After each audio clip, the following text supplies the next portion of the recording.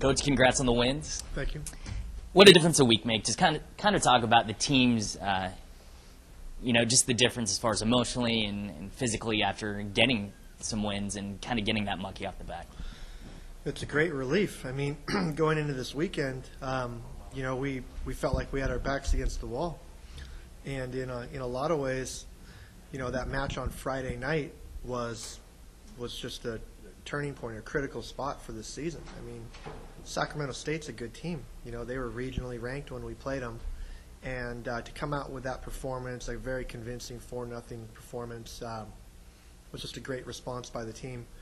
And then again, to play a San Jose State team, to get another victory when they were fresher than us, just shows the guys that put in another gutsy performance. So we're very happy about the weekend.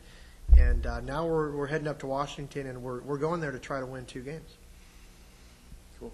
I know weeks past you talked about you're still trying to get an identity, getting those young guys worked in, and see where all the pieces fit in. Kind of talk if that's cleared up a little more, especially with the offense clicking more these days. The goals were great. Getting the goals was great.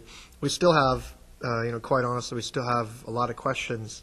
A bit of inconsistency in our play.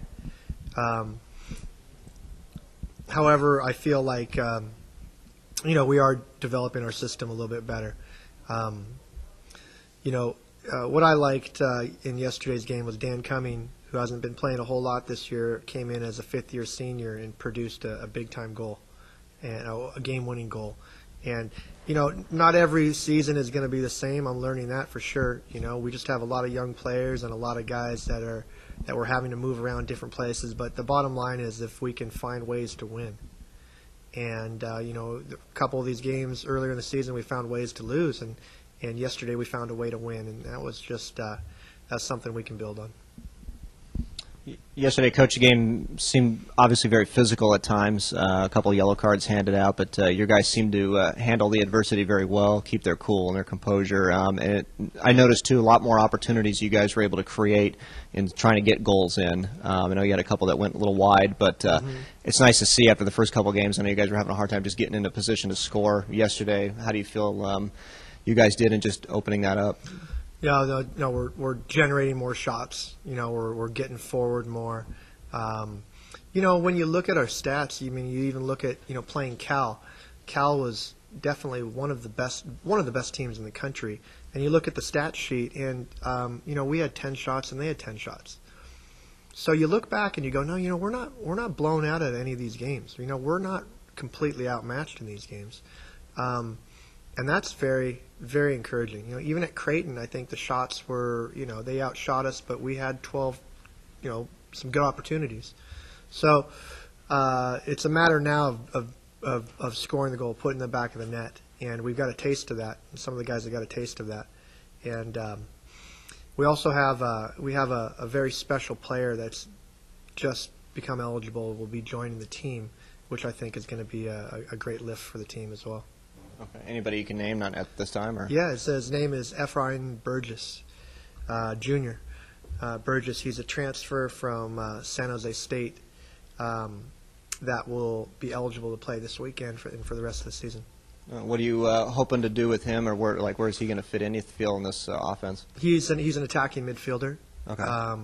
He's a very, very special player. I think one of the best attacking midfielders in the country. He's been called in for full El Salvadorian national team. Technically gifted player. Mm-hmm. He led the Mountain Pacific in shots the last 2 seasons, and he's just got a gift. And his passing ability and his shooting ability is pretty amazing. So it's going to be a big lift for us, and he's a player that's going to produce shots and produce opportunity for us. So we're excited to get him incorporated into the team.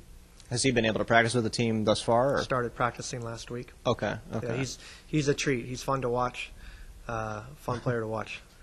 And then just talk about maybe just with the senior leadership on this team and how important that is now. Coming off the 2 wins, you want to keep that momentum obviously going, and then of course adding now a new piece into the offense. How do you see that all coming together?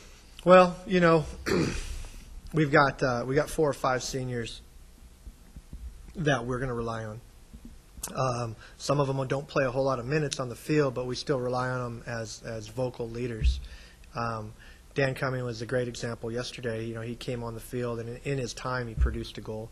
Josh Didion is another one. He's our captain, and we've moved him from a center back position to more of a defensive midfield position. So, he knows his role has changed a little bit, but these guys are for the team, working hard. They check their egos at the door and come out and want to help Cal Poly be successful, and we have a great group. So, each week it seems like we're trying to reinvent ourselves a little bit, because quite honestly we haven't found our stride yet.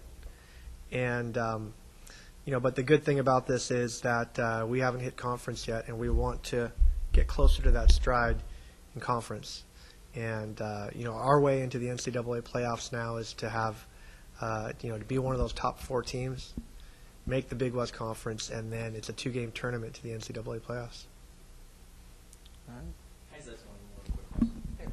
I know you guys lost, Anton at midfield, and Kyle Montgomery. He could create plays left and right. As far as this new player, do you see him as like a mix of both, or completely different? Or he's different. He's different than both. Anton Peterlin was an incredibly special defensive midfielder. He sat in front of our back 4. He covered an amazing amount of ground, did a lot of the blue collar, the dirty work, cleaning up plays, defending, and kick-starting our offense. Kyle Montgomery is also another very special player, as a left winger who could change a game in 1 or 2 plays with his explosion and his dribbling. Junior is a playmaker. Junior gets on the ball a lot in the attacking midfield position, distributes the ball, dribbles, shoots. A guy that can really hold the ball in the middle of the field for you, and he gets a lot of people involved in the game.